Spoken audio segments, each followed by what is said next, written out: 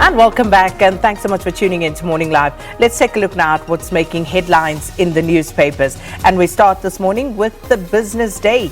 And their lead story this morning, Ramaphosa juggles his cabinet options. It's still unclear, though, whether David Mabuza and Pravin Gordhan will be appointed to the reconfigured cabinet. It is yet to be clear whether the two will be available for the position. And that's David Mabuza for Deputy President, and whether Ramaphosa will consider another appointment in his place. And of course, we've been talking about that for a while, and that still looms large. Also, a CEO suspension. Moyo digs in over full exit deal with Old Mutual. There could yet be more turbulence ahead for Old Mutual, which suspended CEO Peter Moyo, signaling he will not go without a fight, not least about his exit package. And also on that front page, Zille drops a new bomb as the DA election fallout continues. The DA's post-election fallout continued at the weekend after it emerged that its campaign manager, Jonathan Mokes, had resigned months before the election and said in his resignation letter that he was worried that the DA was losing a core part of its soul.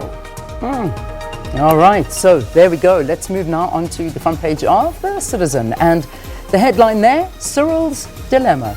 President Ramaphosa is caught between a rock and a hard place. If he appoints David Mabuza as his deputy and Pravin Gordhan to his new cabinet, despite serious allegations against them, it'll be contrary to his principle of a clean government. So the big sticky situation that our president finds himself in.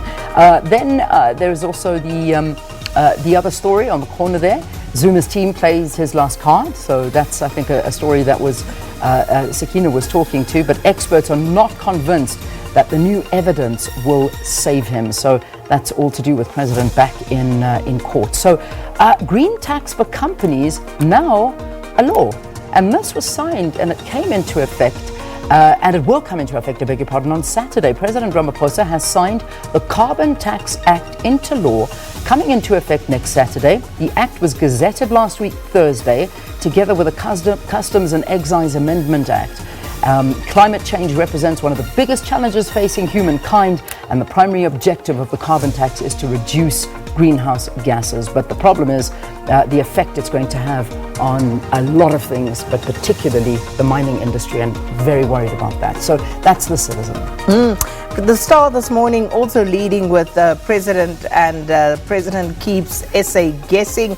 Country awaits cabinet announcement. And on Friday, the ANC's Deputy President David Mabuza and the party's national chairperson Gwede Mantashe appeared before the governing party's Integrity Commission, which flagged them as being among the problematic names on its list of candidates for parliament and provincial legislatures. And this, of course, as we wait to see what the president does ultimately. Also a picture there on the front page of Major Mandisa Nomcebo Mfeka, and she, of course, the first black female combat fighter pilot in the South African Air Force. And Twitter was going absolutely mad about the social media in general. What a beautiful story. And that air show was absolutely everything at the inauguration. And also Gordhan allies declare war on protector. Public Enterprises Minister Pravin Gordhan and former SA Revenue Services head Opa Magashule, they have assembled a team of advocates to challenge the public protector's adverse ruling against them. All right, that's a start. Finally, let's have a look at the Sowetan, and I've also got the beautiful face of Major Mandisa Mfeka staring back at me, and what a face it is. She took part in a historic formation over Loftus Stadium on Saturday during the inauguration of President Cyril Ramaphosa. So she really stole the show in every sense of the word, and deservedly so. So really lovely to see her face there. Mother kills 8-year-old daughter for 20 rand. Oh my gosh. And All right, some other stories there. Radio presenter fired over blessed jibe. You can read the details there. Papa Penny releases a Juju diss track. Have you heard it yet? Okay. And then, of course, the big one, Mabuza, the return. Ramaphosa's delay in announcing cabinet to allow DD time to be sworn in as an MP. Okay, that's the front pages of your newspapers. Time for your news headlines.